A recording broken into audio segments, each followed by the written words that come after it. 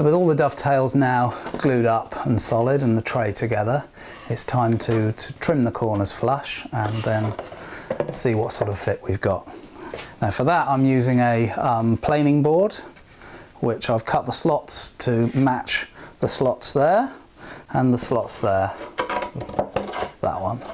Now this gives full support to the board when we're planing. Otherwise, without that, then as you planed along here, this would bow slightly and you wouldn't get planed in the middle. So just take that,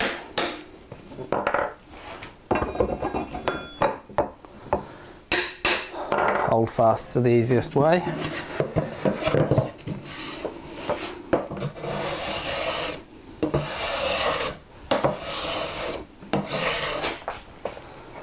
And then just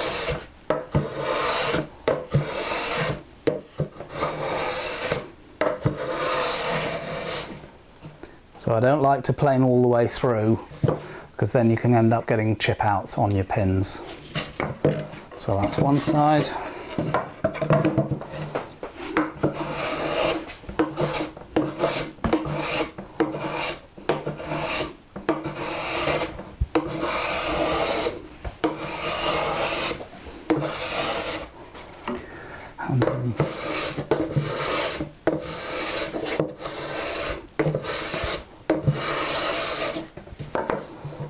Okay, I feel flush.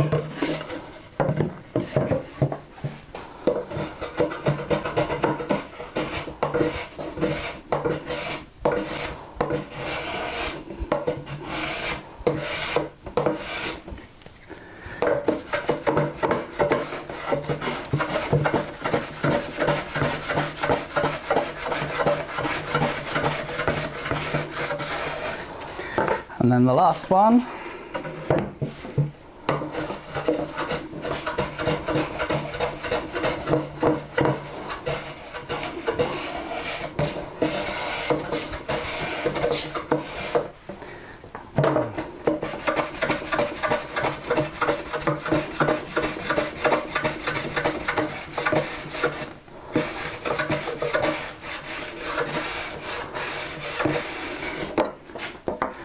Oh, there we go. So in theory, having made each part fit its space identically, having assembled them with the knife with the gauge lines identical so that there was no recess or protrusion, and then using these to fit in the box to take the identical shape, in theory, just cleaning up the dovetails here should make this fit. But I've never known one yet. So let's see how it goes.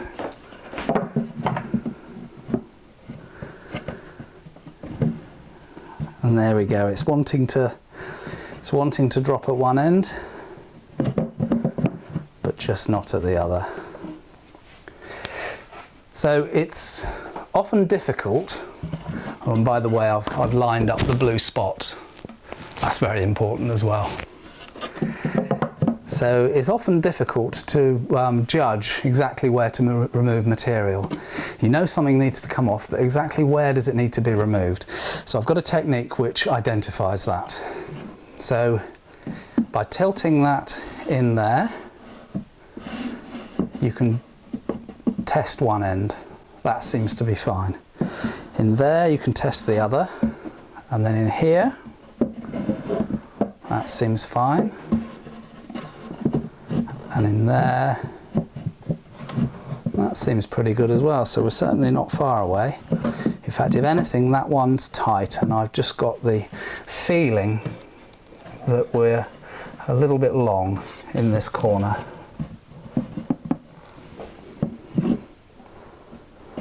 So just have another little test, that's fine. And it's just there.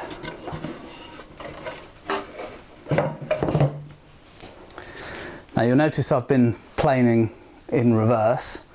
This is something which is quite useful and quite easy to do.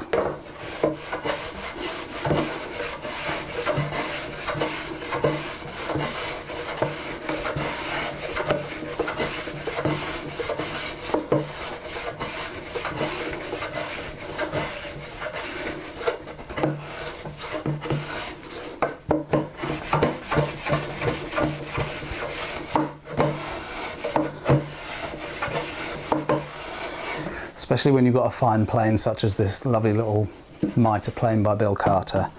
Something else I like to do is just to take the sharpness off the corners.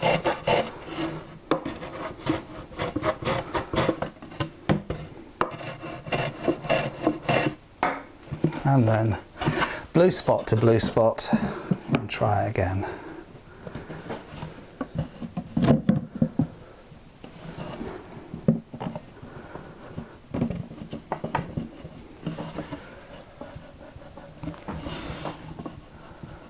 And it's just not quite wanting. So we're looking, I think it's coming up on opposite corners. So I'll give this corner a little trim.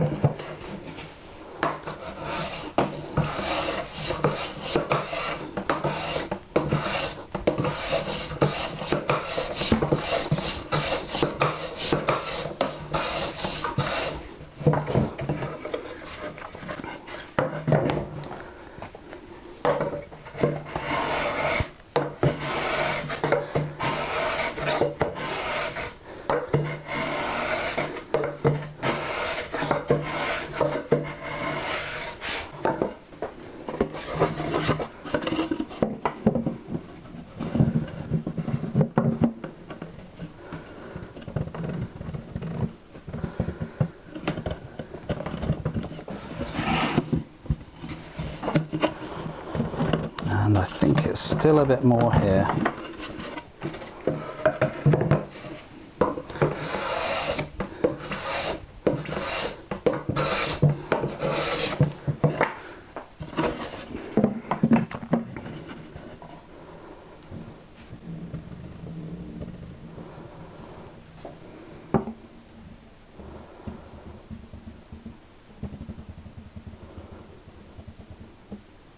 That's so close.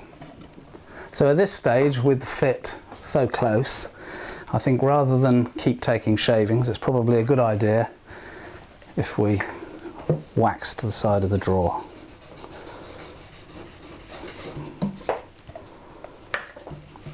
Sometimes this is all it needs to let it slide down, and it avoids you risking taking too much off when you have the fit all the time.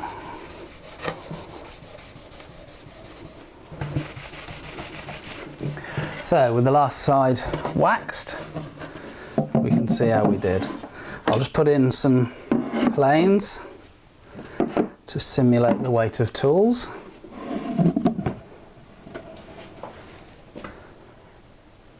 And there we go, a piston fit tray. So just to recap,